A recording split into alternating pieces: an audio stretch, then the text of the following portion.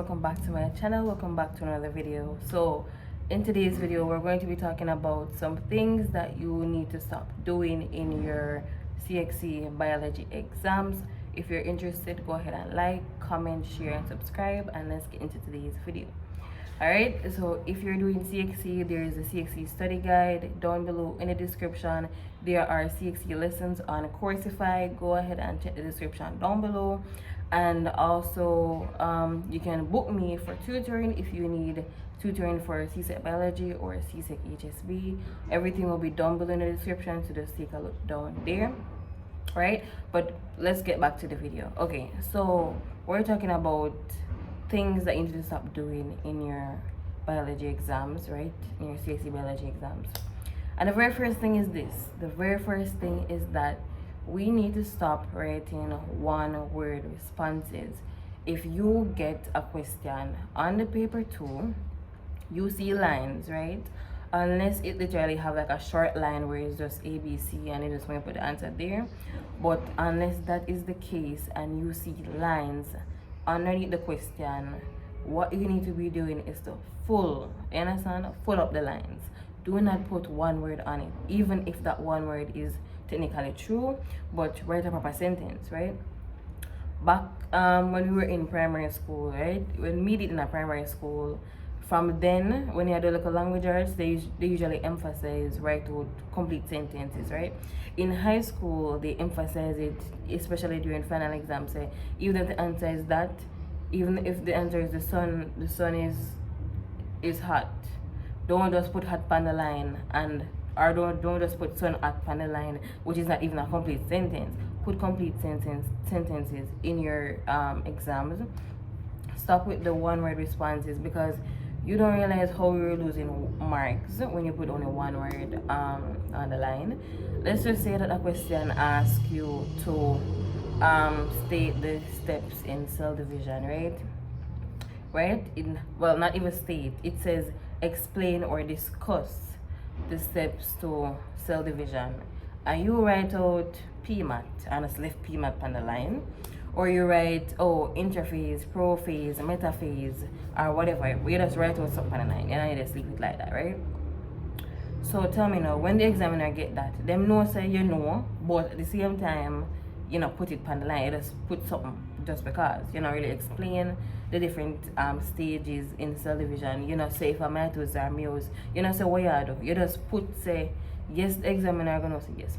Them know what them do. Them kinda know it, but then I explain themselves. So if the question was worth 8 marks, them can't get 8 marks because you put PMAT on the line, or you just write out the words on the line and it left it just like that, right? You can't get 8 marks for that. So stop putting one-word responses and stop just, you know, make a sense. Like if you get an exam, just common sense now, and you see 5 lines, write something on at least 4 out of the 5 lines. Like everybody write different, you know. Some people write small or whatever the case may be, but still use complete sentences. Do not put one word on the line and expect say full marks. They might give you 1 mark because if what you wrote is in fact correct, they might forget a mark, 1 mark. But come on, the question worth 5 marks, and all you have to do is put together a proper sentence, and you could have did that, so you lose the marks. That's the first thing that you need to stop doing in your CXC biology exams. The second thing that you need to stop doing in your CXC biology exams, and this specifically, let me just mention CSEC, the CSEC biology exam, and usually there's a graph, right? At least back when I do it, chemistry, physics, all 3 sciences came with a graph, right?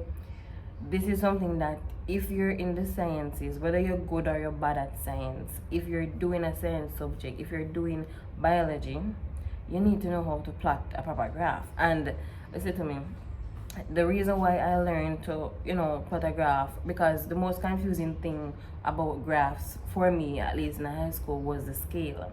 And let me tell you, I mean, if you want to talk about physics, but physics is a whole next thing when it comes to finding a scale in physics. But I was doing the 3 sciences, and you have to plot graph in all 3 of them. And that is when I realized I have to put this as a priority. Do not go into your CSEC biology exam and can't plot a graph. if you know you cannot find the skill, and just overall remembering the steps. Like for me, he's a very visual person. Yeah, if you want me to know something, you have to show me it, right? So the first thing when me get a graph, I put my x and y, and then me find my scale, and then me plot my graph, and then me make sure me have my title, and then me make sure so me write out what my scale is. So when the person mark it, them can match it and say, okay, these are the scale that the person is working with. You understand what I mean? If them say, well, them not gonna mention that in a biology, but me just say things like that you need to consider. You understand? It's biology. You have to know if you plot a graph. Or they have this, I don't remember how you go, but this like a leaf thing. I think they give me my year like for draw the leaf. I don't remember how you go, but something like that, right? But scale is very important. So you need to master scale to a certain level for your biology exam. Because if you can't plot the graph, you're in a problem, because there will be a graph waiting for you in that exam. The next thing that you need to stop doing in your CXC biology exams is not reading the question. And early on, basically, I mentioned that, okay, if the question said state, and then I corrected myself and said, no, if the question said explain or discuss. Read the question, people. Read the question. If you get that exam and they say state kind of more the state. You understand? State means state. Discuss mean discuss. Understand? Explain mean explain. And if you don't know what those words mean, think of it as like talking to somebody. If me I talk to somebody right now and it says state, I'm gonna just tell you the answer, what it is. If me say explain, me know say I give that person whole epistle. If them say discuss, that's an epistle. Me just write, me just talk. You understand what I mean? So when you get the exam, and especially in the paper two, look on the paper two and say, wait, them say explain, and you see this big old paragraph like full of line go down. So your man will say, listen, that means I can't just put the answer and left it. I have to go explain, I have to go discuss and tell why I said this and why I said that. And that's basically what it means when they say explain or discuss. They just want you to tell the answer and then tell why you're giving that answer, right? That's really all that the question is asking. And these are things that when me in high school, honestly, the teachers have never really talk about. They don't really discuss. They're too busy to try to finish syllabus, right?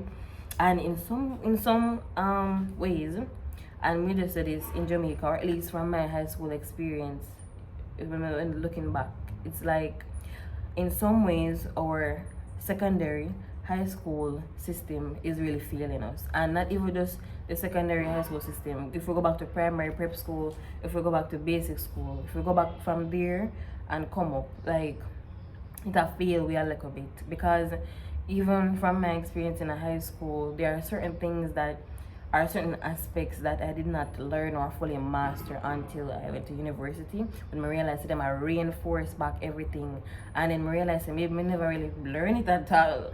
I'm gonna tell you something, or let me just wait until, let's leave that for another video. But the point is that there are some things that I should have learned in high school and never learned. Until I reach a university, I say, oh, I really never learned nothing. Like, that's the conclusion that me did come to. But anyways, read the question, people. Read the question and see what it is asking. I know you're nervous, I know you don't know what to do. You don't know the answer. And let me tell you something. I hate exams. I hate doing exams, and the anxiety that this beat you. You might study, but you don't know if you're gonna remember what the question is asking. You can study and you remember everything but what the question, that particular question that asks, and you say, how remember everything else but this part? And you search your brain and you say, but me not know, right? But just read the question and answer it to the best of your ability. The next thing that you need to stop doing in the exam is overthinking. And sometimes we overthink our answers, we question ourselves, we just torment ourselves in the exam, right? And I have done this. I literally overthink. It's like me know, but me don't know at the same time. I search my brain, I puzzled, like me just a search and me don't know. So in the exam, try your best to calm down. Like, alright, don't calm down, but just reach a little equilibrium. You understand? Just to think. Because if you're too nervous, you can't think. You just need, and obviously the nerves are going to be there, but just get to equilibrium where you know you're nervous, but at the same time you tell yourself, me need to do this paper at the same time. Overthinking can really defeat you in the exam, because if you put the right answer and then you go change it, and then if you put the wrong answer and then you put the right answer, then the point is that overthinking can really beat you in the exam. Try to find equilibrium. Try to calm yourself, say like a prayer in the exam. People, listen, you don't know how prayer can help you in an exam, not even in this exam, in this life and just whatever you do. It can really help. Prayer can really help. So just calm down, right? Just calm down. The next thing that you need to stop doing in the exam is basically not overthinking, but instead panicking. Some people, when they get the exam paper, they literally panic. They literally go in full-blown panic mode. Stop panicking when you see how much you have to do. And me, I said this because it reminded me of when I was doing CXC maths and me see all the paper thick, and me I say, who are going to finish this paper in a 3 hours, in a 2 hours and 40 minutes, right?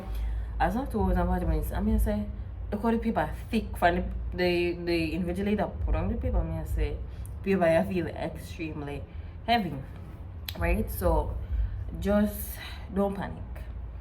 Alright, so guys, when me in that math exam, I see the paper, I start, like my brain start spiral, and I say, I start breathe heavy. And I tell you, if you know the story, you know the story. That me say, oh, me have a little panic attack in the exam, because me I say, me start sweat, I look up in the ceiling, you know what I do. But basically, once me just, you see, when me come to acceptance with myself, say, listen, you have to do what you can. You can't do everything, but you have to do what you can. And that's the mindset or the mentality that I want you to go in the exam with. Not try to do everything, but to do what you can. So you better you sit down, and if you have 10 questions upon the paper and you think you can only answer 5, attack the 5 and then go write rubbish and just fill up the spaces in the other 5 where you know, but don't leave it blank, right? That's my advice. So overall, these are just some things that you need to stop doing in your CXC biology exams. I hope this video helped you. Go ahead and check the description down below, and don't forget to like, comment, share, and subscribe. If you have any questions, you can comment down below. You can email me at Toni-Ashlaay@gmail.com. You can also message me on Instagram at Toni_Ashlaay. Anyways guys, this is the end of this video, and bye guys.